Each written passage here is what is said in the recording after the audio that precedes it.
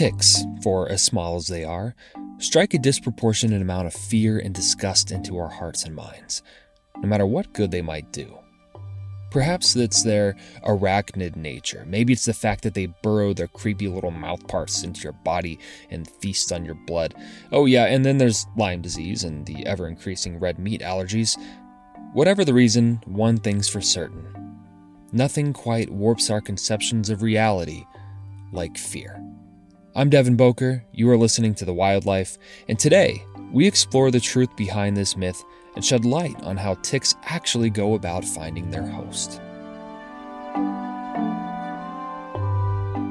Ticks are opportunistic creatures that thrive in grassy, wooded, or shrubby areas. They seek out hosts to feed on, but contrary to popular belief, they don't dive bomb from the treetops. Instead, ticks employ a fascinating behavior called questing to secure a blood meal.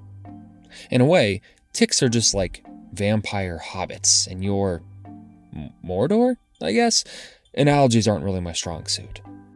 When a tick is ready to feed, it climbs up the stem of plants and it extends its legs outward, waving them slowly like that one guy in the second row at church, or that lady named Cassie or something at a Journey concert.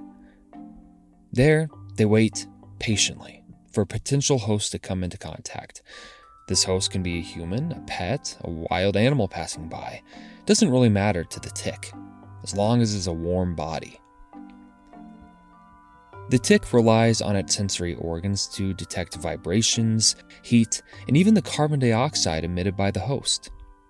Rather than actively jumping or dropping, ticks remain perched on vegetation, usually no more than 24 inches off of the ground. And when the host brushes against the tick's outstretched legs, it latches on. What's important to understand is that ticks are not actively targeting you.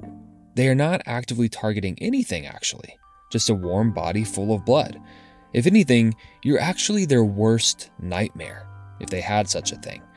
Perhaps that's something you have in common. An olive branch of mutual trepidation. For a tick, attaching to you means almost certain death. You may have entered their habitat, but you'll soon leave. This means that when they're done feeding, assuming they've lasted that long, they'll likely fall off onto your carpet or tile floor, neither of which are a suitable or a moist enough setting for them to continue their life cycle, and they will die. Odds are you will find them before they become a miniature blood sausage, in which case they are also going to die. Either way, it sucks to suck on a human. Understanding how ticks quest for hosts can help us to take proactive measures to protect ourselves.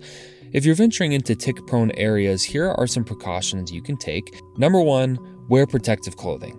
Covering exposed skin by wearing long sleeves, long pants, and closed-toe shoes can act as a physical barrier, making it harder for ticks to reach your skin. Use insect repellents. Apply EPA-approved insect repellents to exposed skin and clothing. Look for products containing DEET, picaridin, or permethrin, which have been proven effective against ticks. Perform regular tick checks. After spending time in tick-infested areas, thoroughly inspect your body and clothing for ticks. Pay attention to areas like the scalp, behind the ears, underarms, the thickets of your leg hair, and unfortunately, yes, even the groin. Essentially, wherever you have a crevice, you best go spelunking. So despite whatever warning someone may have commented on a Facebook post in that outdoors group you joined and now regret doing so, ticks do not fall from trees. Instead, they quest, and they wait for some unsuspecting passerby to latch onto with their Velcro-like hands. By dispelling the myth of ticks falling from trees, we can better understand their behavior and take necessary precautions to protect ourselves when venturing into their home. Remember, wear appropriate clothing, use insect repellents, and perform regular tick checks. Tick-borne diseases are no joke, and time is of the essence when you are bitten by a tick. So stay informed, stay vigilant, and stay tick-free. Thank you for listening to this short from The Wildlife. I'm Devin Boker, your host.